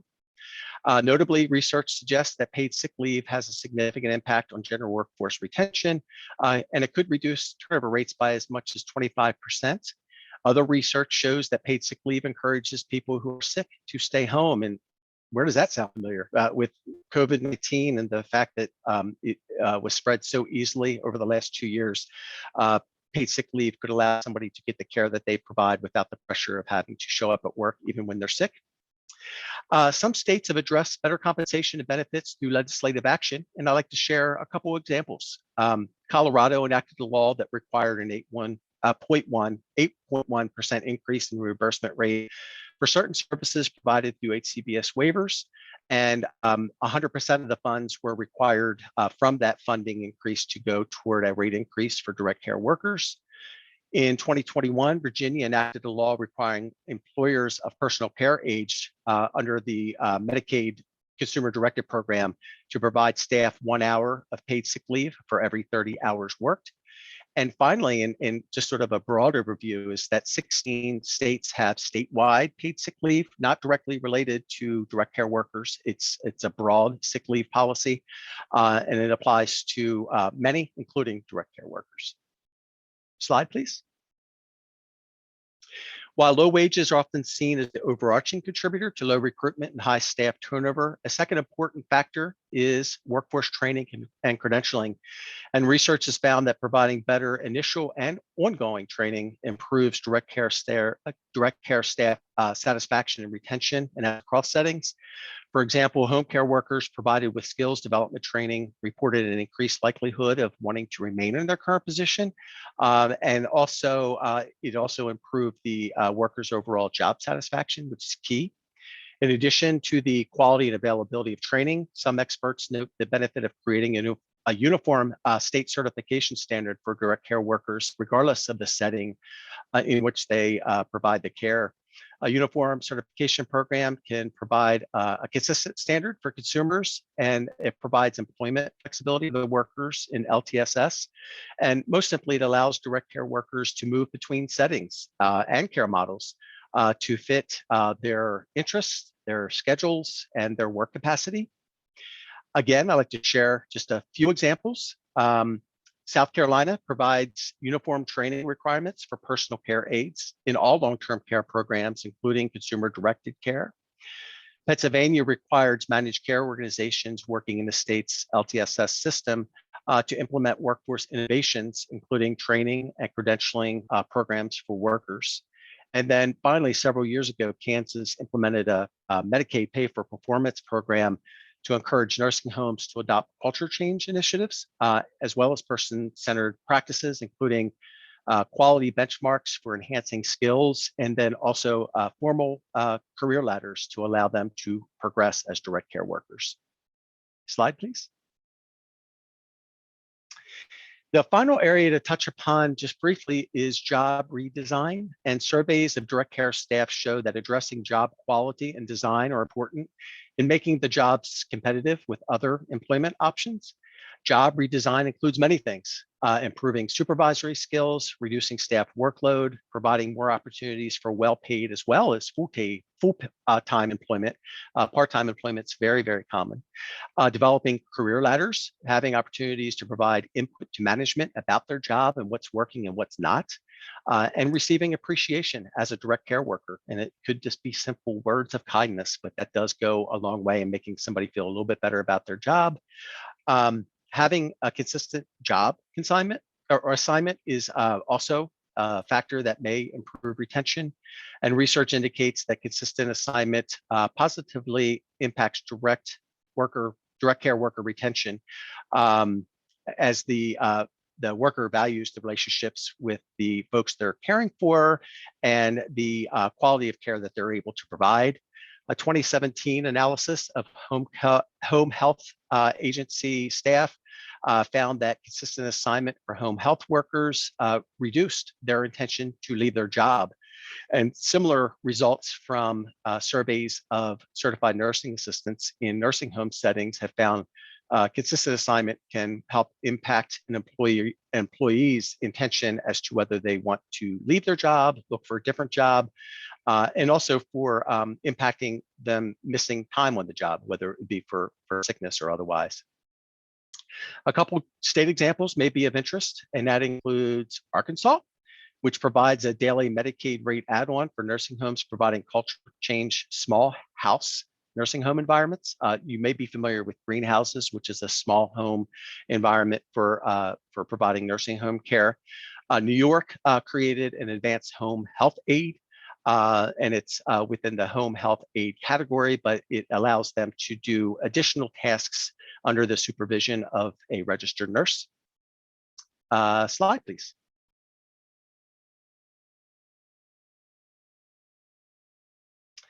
So that's just a very broad, very quick summary of some of the factors that go into some state efforts that are happening and have happened to impact care. But I wanted to share just a few minutes of what's going on the federal side that may be of interest, and it does impact states. First, a $1.5 billion federal appropriations bill was recently signed into law, as you may be aware, and it includes several items related to today's discussion, and I'll just share a couple. It continues the funding for something called the RAISE Family Caregiving Advisory Council, which has been charged to identify effective models of both family caregiving and support to family caregivers, including direct care staff that can provide assistance and relief for family caregivers. It also is intended to look at how improvement around coordination across federal programs could be most efficiently accomplished.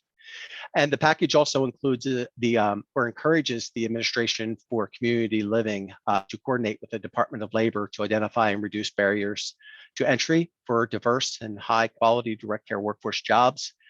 The effort will explore, as many states are doing on their own, strategies for recruitment and retention and how advancement opportunities can be provided to direct care workers. Slide, please.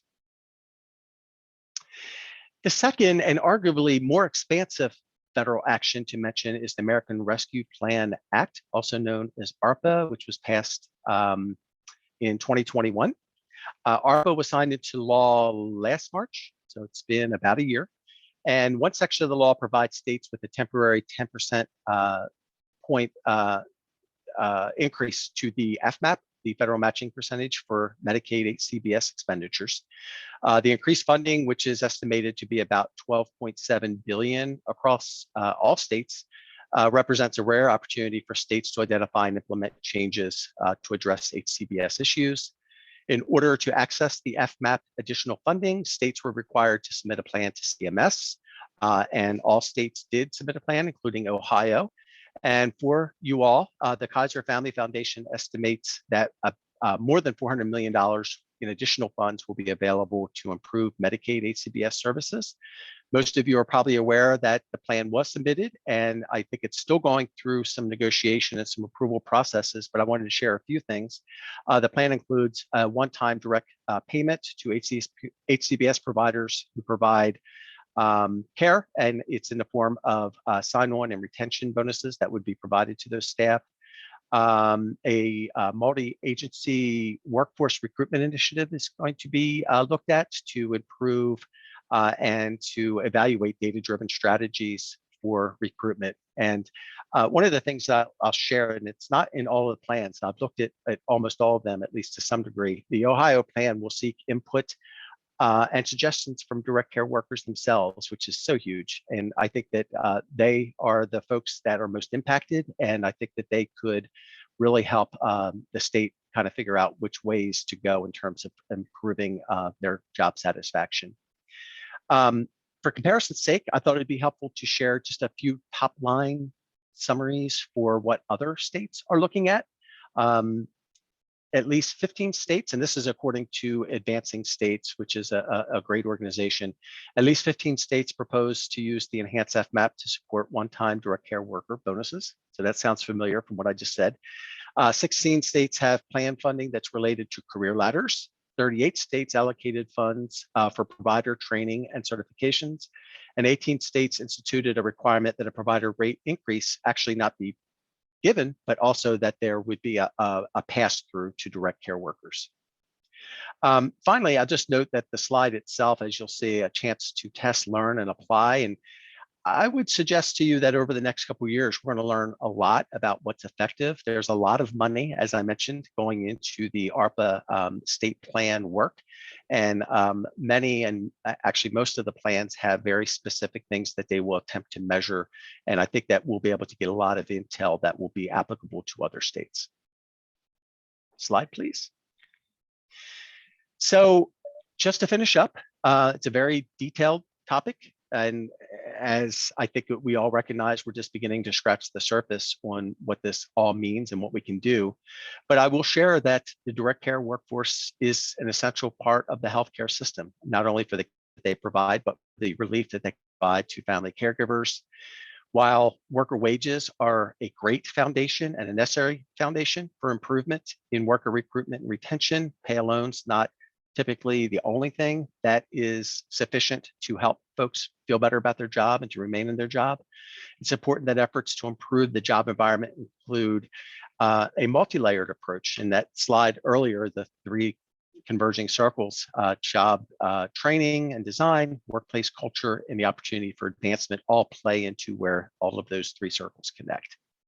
So what can be done in the short term by you all? And I would encourage you to keep track of ARPA plan implementation, including yours in Ohio, to identify promising practices and to ensure that the things that are being looked at actually have a measurement element to it, so you can figure out what worked and what doesn't work for future efforts that you may employ in the state. And then I would encourage you to become familiar with the vast amount of resources that three previous presenters referred to, and that is, there's a lot of studies out there and they have a lot of great information.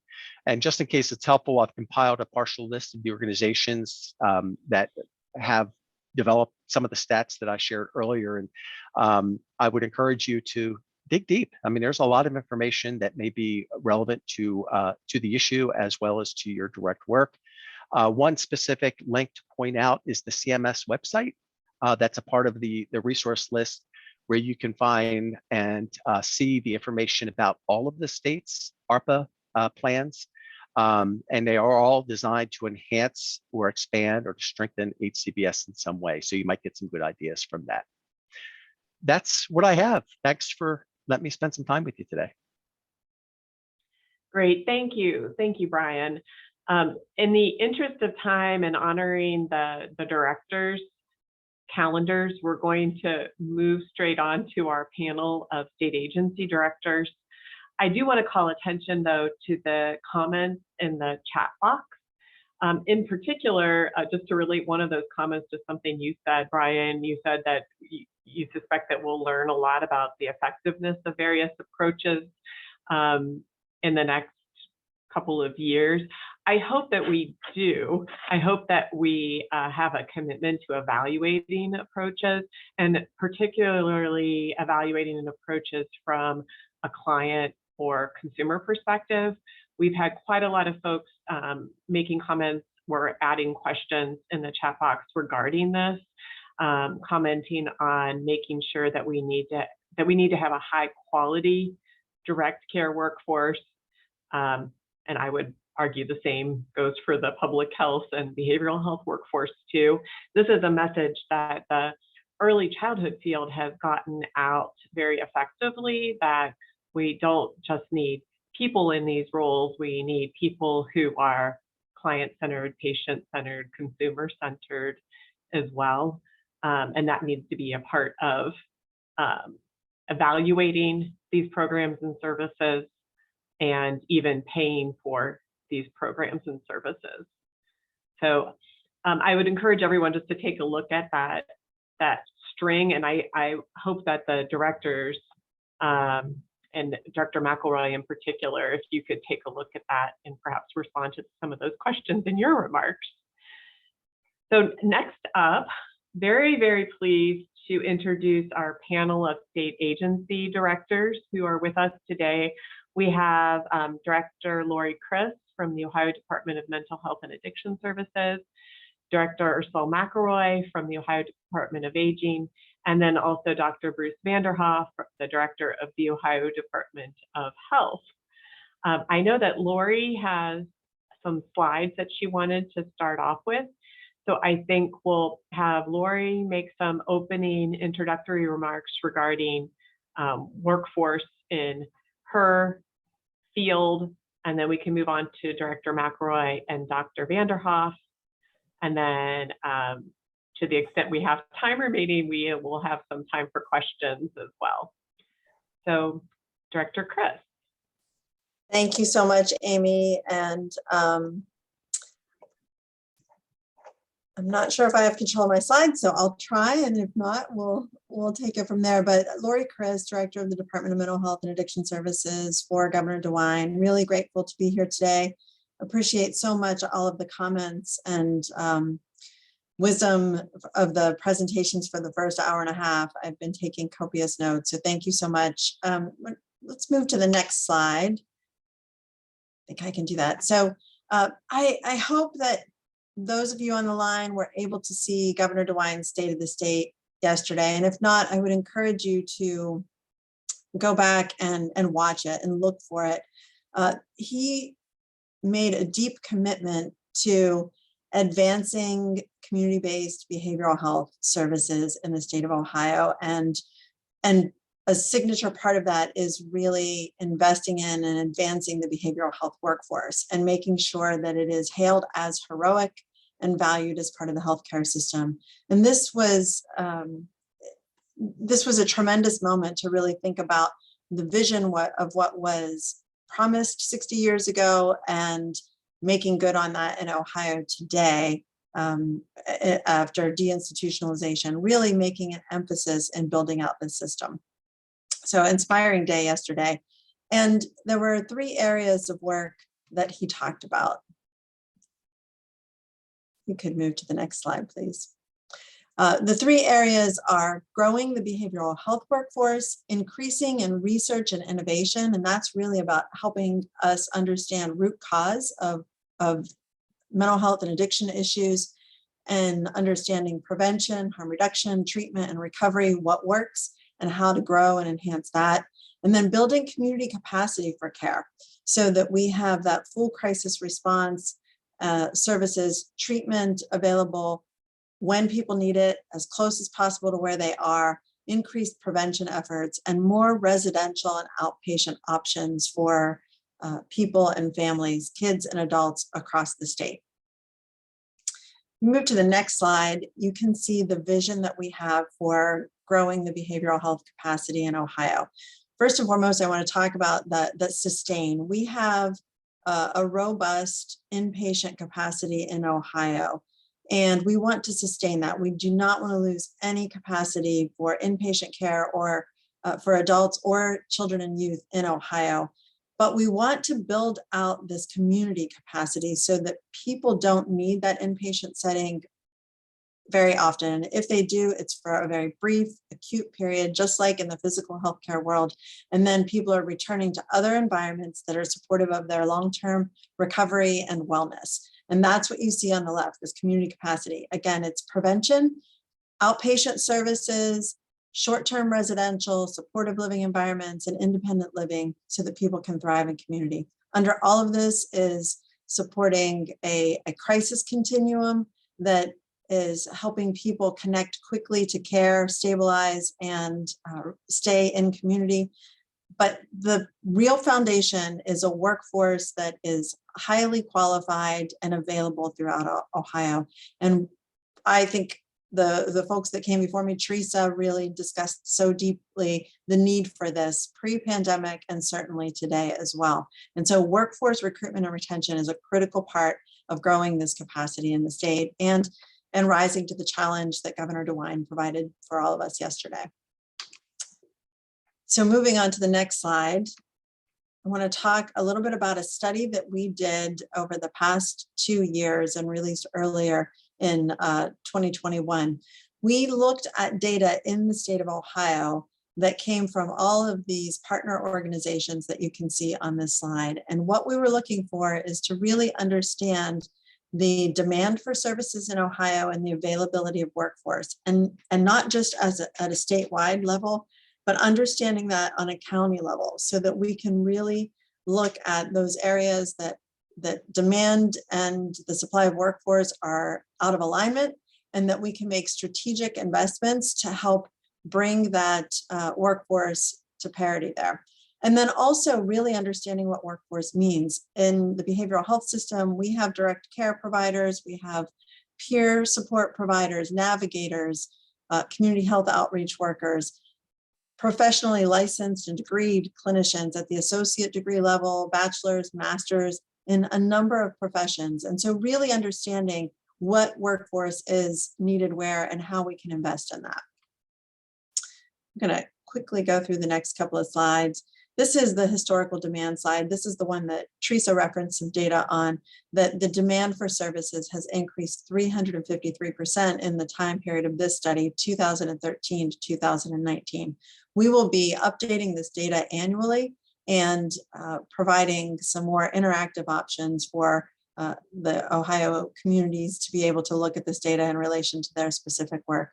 But you can see that all types of services and providers are needed to help round out both the mental health and addiction services response. The study didn't necessarily look specifically at peers to a great extent or at the prevention workforce. So this study is really about treatment, and we'll be adding the prevention and peer work into the analysis in the coming years.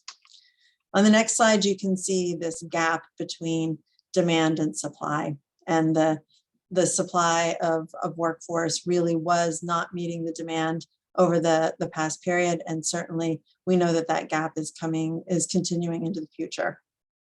And so our department has had, can move to the next slide.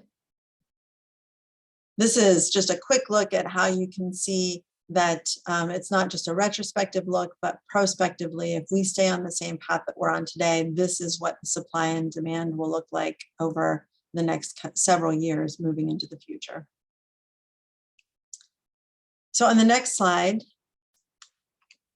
you can see some of the work that we have planned underway. Now, our department has had an investment in general revenue funds for tuition reimbursement and loan repayment for professionals over the past several years, and we have continued to do that. We also appreciate our partnership with the Department of Health for the residency placements for psychiatrists into the workforce. And we've been working to make sure that people are aware of the dollars coming through HRSA, specifically for tuition reimbursement, loan repayment for, it's actually loan repayment for people who are working in the substance use field specific to the opiate crisis, and then the behavioral health field as well.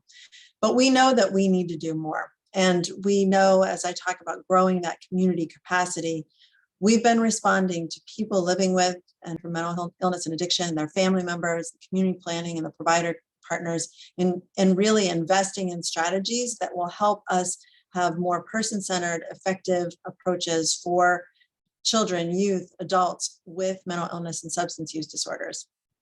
And so as we grow those services and respond to those needs across the state, we know that we need to do more to grow the workforce to be fully responsive on a statewide basis. We're working closely with the Department of Medicaid, the Department of Development, and the Department of Aging. And Ursel, Director McElroy may talk about this a little bit too, but we have a shared approach to supporting the workforce. First, we have some provider relief dollars that will be coming out soon to the providers in behavioral health and other non-waiver service providers in the coming days. That will help with those immediate retention needs of the current workforce. We want to keep those valued workforce and appreciate them so deeply. And then we have $221 million that we want to invest in expanding the behavioral health workforce. On the next slide, you can see some of the areas of work that we'll be doing with this. And it will be the behavioral health field, but you will see, you saw on the previous slide, we are also engaging our partners in higher education, 2-year and 4-year colleges and universities, also tech cred programs, to really make sure that we're training the workforce. We will be pursuing career awareness opportunities. I loved the information about working with college students to help them decide a career path. We will go earlier in the pipeline, but right now we want to focus on those 3rd and 4th year students who are going to most immediately be in the workforce, the master's level students who will most immediately be in the workforce, and look for ways to have paid internships and scholarships to help engage them and retain them as they begin practicing. Also really working to support contemporary practice over time too. So making sure, as one of the speakers highlighted, that people have good supervision, adequate training, can advance their degrees and their credentials, and feel competent in their work, and that the patients, the clients they're serving, can get the highest quality outcomes because the workforce is supported in their contemporary practice over time. And then finally, I'll just highlight quickly that as we do this work, we are looking at the need to build a diverse workforce to make sure that that there's diverse representation in the behavioral health workforce with cultural and linguistic competencies, so that every Ohioan can see themselves in the behavioral health workforce and feel more comfortable and confident in seeking services, and really reduce that stigma, shame, or mistrust they may have experienced with the healthcare system in the past. So we're working to make sure that we have a diverse workforce as well. I will stop there, turn it over to my colleagues, and then answer any questions if we have time for that. Thanks. Thank you, Director Chris. Now we'll turn to Director McElroy. So thank you, Amy. Always good to see you and happy to be here. And thank you, Director Chris, for kicking us off. Just a bit about aging. I think it's pretty evident that we are an aging state. For those of you who may not be aware, we have the 6th largest older adult population across the nation. We are at about 1 in 4 Ohioans age 60 and older at this point. And by 2030, nearly 1 in every 25 Ohio residents will be age 85 or older. And I think it's important for me to make that distinction so that you understand both the scope, the breadth of the talent that will be needed to address this very large and diverse group. And given these realities, we do understand that we have both an opportunity and an obligation to create an age-integrated society that supports older Ohioans to live longer but healthier lives with dignity and autonomy. And we believe that all Ohioans should have access to the resources to live where they want, with the people they want, and continue to do the things they enjoy doing, regardless of their age or ability. And appreciating how diverse Ohioans are. For example, where we live, how we experience life, the things that we value. Understanding that we appreciate the need for a very comprehensive system of supports that mirrors our diversity and can meet people where they are. And that is geographically, as well as in relation to their physical and cognitive health and some of their varying needs. So balance is really key for us when we talk about the workforce. Having the ability to provide services and supports within the home and community settings, along with providing more intensive care in some of our post-acute and skilled nursing facilities. And for a system this complex, this diverse, to be effective, we must have a workforce that is sufficient and supported both in size and expertise to meet the needs of all of these different Ohioans. And without this sufficient and supported, and I'm very intentional by using both words, our concern is that older adults may first obviously go without the care they need. But perhaps what is not so obvious to many is that they may also have to receive care in a more restrictive setting, and in some cases, a more expensive setting. Individuals who otherwise may have the opportunity to assist with the cost sharing would find themselves in a position to be more reliant on taxpayer funded options simply because we did not have these supports in place upstream. So not only does this put a strain on our systems, it also limits choice for individuals within their communities. Complicating these issues are the current reality that many of these positions are high stress with lower pay. And we also know that the opportunities for advancement are not necessarily clear pathways. And so when confronted with these challenges, we also recognize that that brings in another dynamic for us, and that is competition.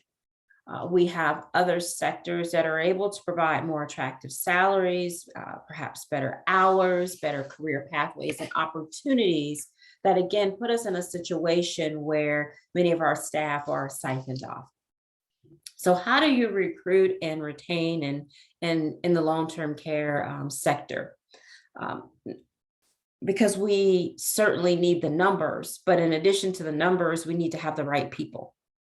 And I really need to make sure we emphasize this. There's been a lot of talk about meeting the demand. For us, the demand is not only the numbers game, but also people who appreciate what it means to provide high quality services in a person-centered way. I do believe when properly supported that the jobs are personally and professionally rewarding, and they have the potential to be some of the most desirable careers. But if we're going to have these conversations, there are a few things that I certainly hope we touch upon in the question and answer portion of this. Number one, the workforce conversation must include the right policy and regulatory framework. You have to have that framework in place to support it. We also must have adequate financing schemes to be able to not only infuse the workforce system in these one-time efforts, but how do we do it in a more long-term sustainable way? We also must be open to examining alternative care models in long-term care. What could work in one community very well may not be as successful in another. And how are we able to integrate a variety of alternative care models within Ohio's options for older adults? Educating people about the field. I think there's a lot of stigma when it comes to aging and older adults, and making sure people appreciate it and being very intentional about developing our career ladders. These conversations have to include our workforce boards and those groups that focus on workforce development each and every day. So I'm really interested in a discussion that allows us to be proactive and not reactive, lest we find ourselves in the situation that we are in currently today. So thank you, Amy.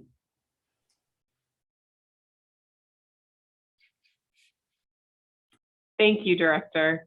And so now we'll turn to Dr. Vanderhoff. Dr. Vanderhoff, we're pleased to have you with us today. I know that you have a hard stop at 1.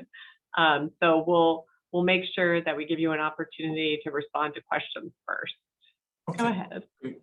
Well, I'm really pleased to be here today to discuss what is absolutely one of the key challenges we face as a state and frankly as a nation, as we're working toward building a stronger public health system for the future. Clearly, our work presents a very important challenge.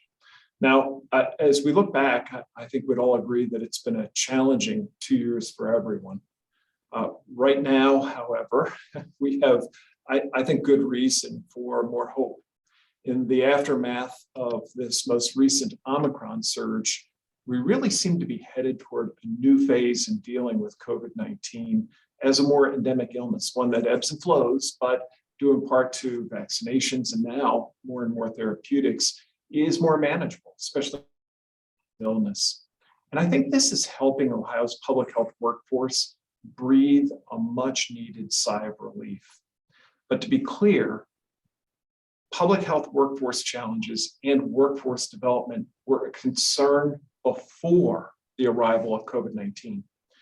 Nationally and over the past decade, the public health workforce has decreased by more than 15%. And that's according to by the consulting firm McKinsey & Company.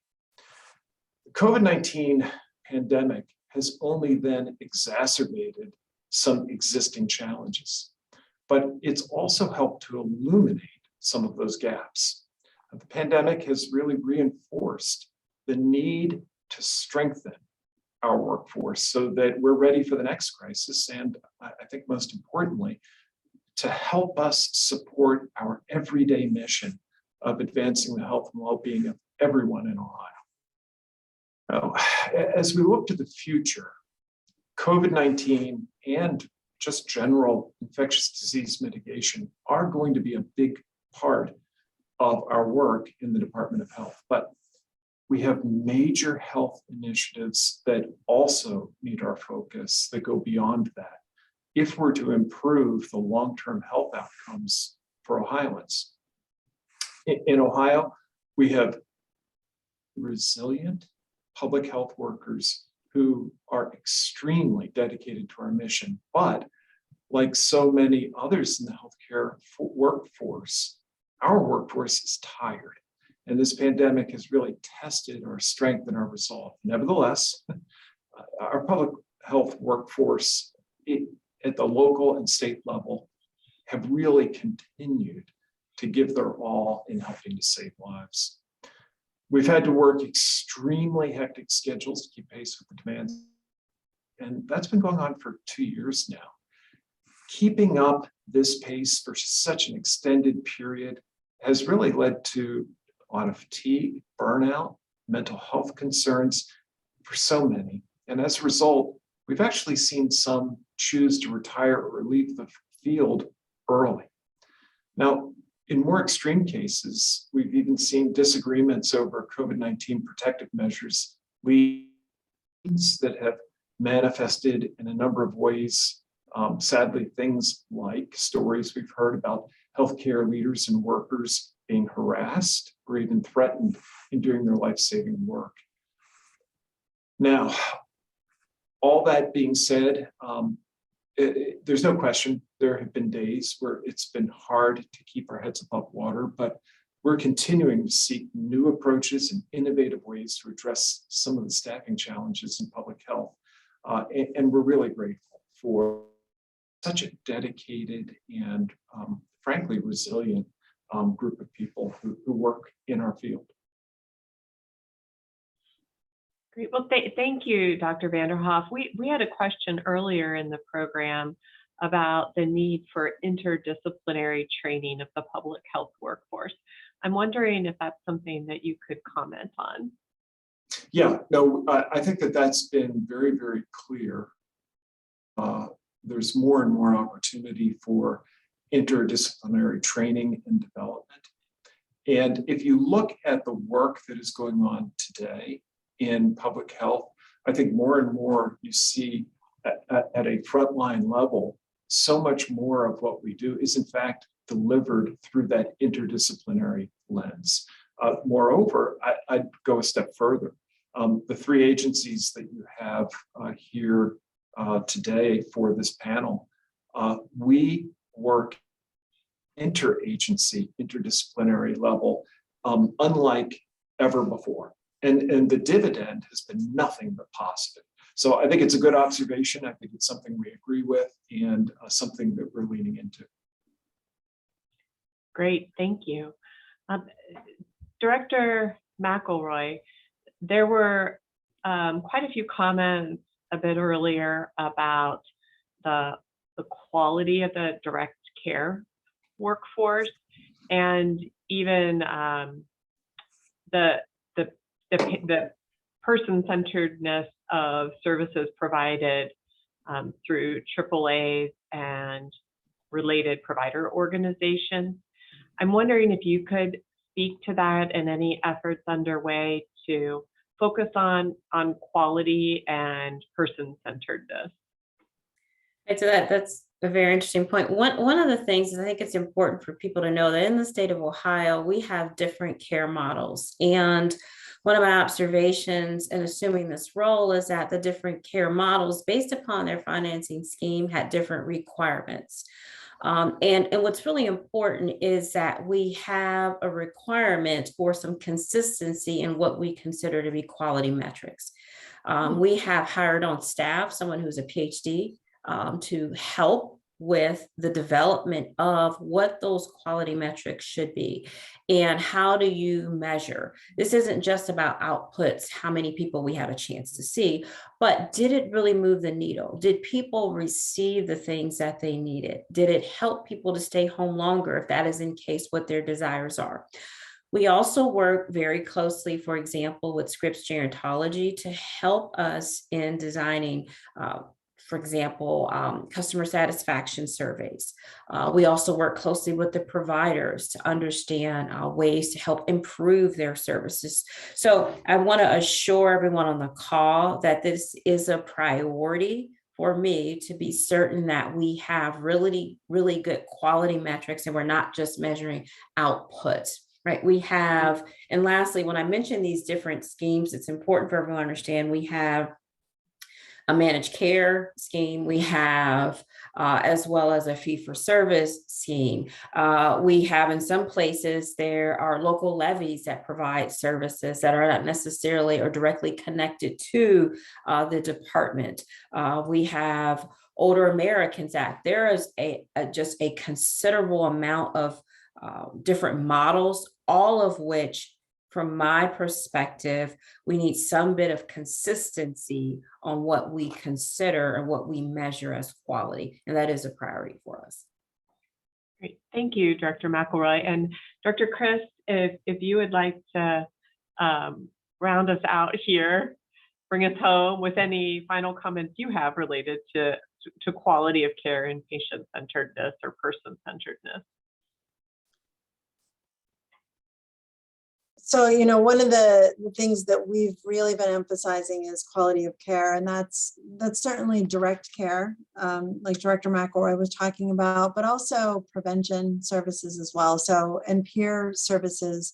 So, first and foremost, we think we really need to retain the current workforce that we have, and we need to support them in excellence in their practice. And so, making more trainings available for free, looking at ways to backfill some of the expenses for people attending trainings, because we already talked about productivity today, and it's hard to have a shortage in a workforce and need to get people trained. So how we can help balance some of those expenses that providers and employers have to sustain that quality, providing that technical assistance and support, not just for those interactions with people, but also for the business practices and the quality improvement aspects of delivering services as well. So looking at that through some of the centers of excellence that we've created. We have a new center of excellence on child and adolescent behavioral health. We have a center of excellence that we just stood up on prevention. And then we have our longstanding centers of excellence for adults with serious mental illness. And so really using those to deploy that, also looking at our licensure and certification responsibilities and helping to make sure that we have a strong consumer protection strategy with that work and responsibility with that work, but also that we're not a gatekeeper as much as a concierge, helping providers be successful in our regulatory environment and working very closely with the provider community for feedback. But most importantly, working with people with lived experience and their family members who can tell us about the experience of care in Ohio and what we can do to make it better. So focused on all of this, and mostly right now putting a hard emphasis, a hard shoulder to the wheel on growing the workforce in very diverse ways so that we can meet every need in every community across the state. Couldn't do it without colleagues like Director McElroy, Director Vanderhoff, and so many others in the Health and Human Services Cabinet and DeWine administration. So really grateful for that. Certainly need the legislature and their partnership as always to help us with resources and policy work too. So lots to do here. Yes, that's for sure. Well, thank you both. Thank you for your remarks and your partnership. We appreciate everyone who attended today's forum and all of our speakers. thank you so much. There's clearly a lot to probe here, a lot to further explore.